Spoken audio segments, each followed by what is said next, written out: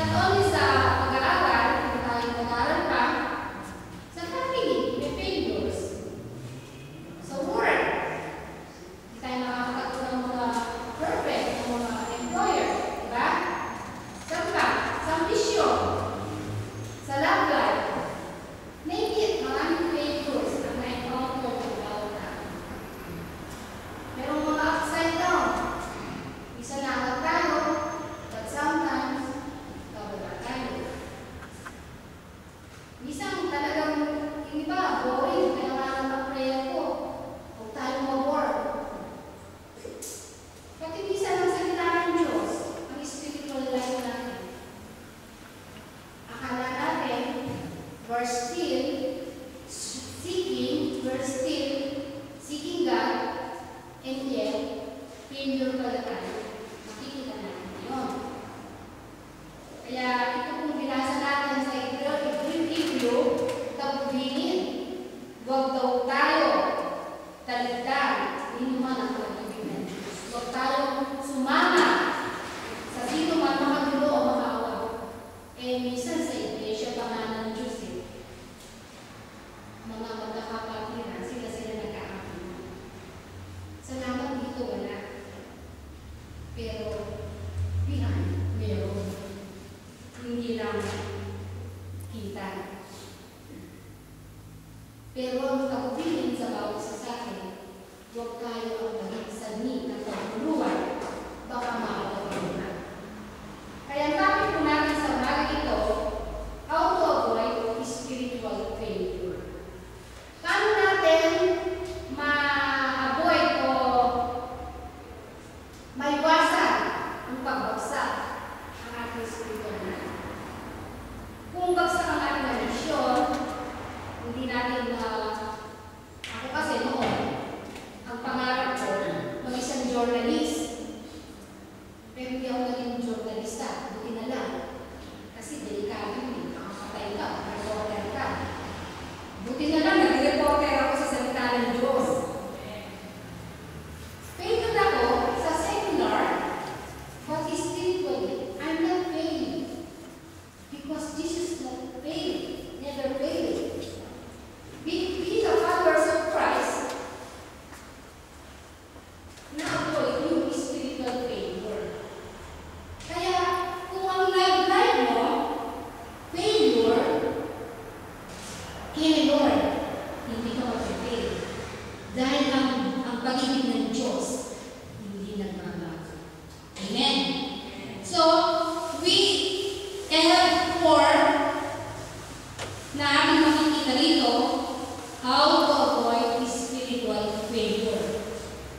One, sa Proverbs, makikita natin, Proverbs 18:24, kahit kung na lang po natin buksan, sulat na lang yung Proverbs 18:24, kung tinitan po natin, don't be unfriendly.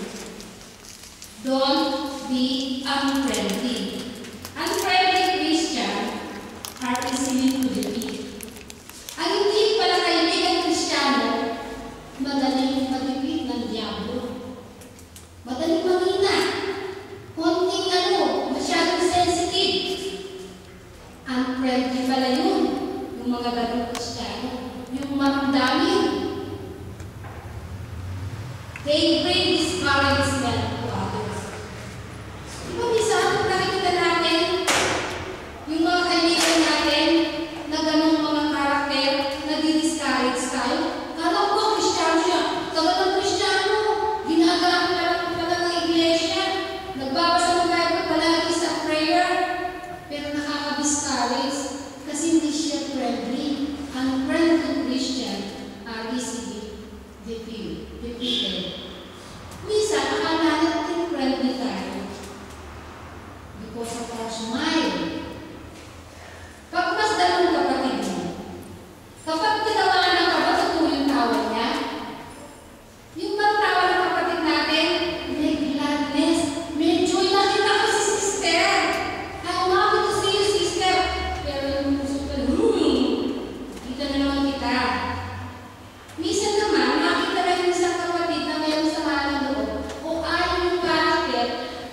Yawa naman ang kapatid. Ayoko makita. Nakasinango, tinipasan. Yung pala, don't be unfriendly. Dapat pala, para ma-avoid natin ang ating spiritual failure, be friendly. Not don't be friendly. Bawat isa sa atin may kanyang best friend. Bawat isa sa atin may kanyang kaibigan. But the body of Christ, Christian within the community, are best friends.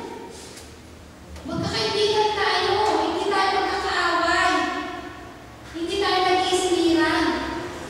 Pero nakakalungkot, ang mga Kristiyano, meron pa yung karakter na ganito.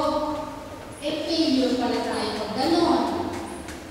Kaya nga yung kanta natin nung nag-umpisa tayo dito pag naalala ng kanta nyo, naalala ko si Sister Myra Smile, you look so beautiful. Smile, you look so wonderful. Totoo yun. Yung ginamit natin na only a song pag galing dito. Kaya nga sabi ng ating text, pag-ingatan natin ba pagdating naman ang pag-ibig ng Diyos. Yung ginagawa natin, our smile, our gesture is from God. Amen? Walang pagbabalat kayo dahil hindi tayo bumagsak sa ating Christian life. Amen? I have so many friends, Philippines, kung saan magpapapunong lugar, but my best friend is Jesus. Kayo rin. Kanya-kanyang best friend. At we have so many friends, but we have a best friend. Kapag best friend, ayaw mo masaktan. Kung best friend mo si Jesus, gaya ko, ayaw mo masaktan yung kapatid mo.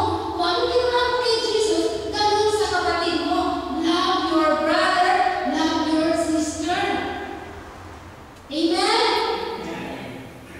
Kung isipin natin that Jesus is our best friend, everybody will be our friend.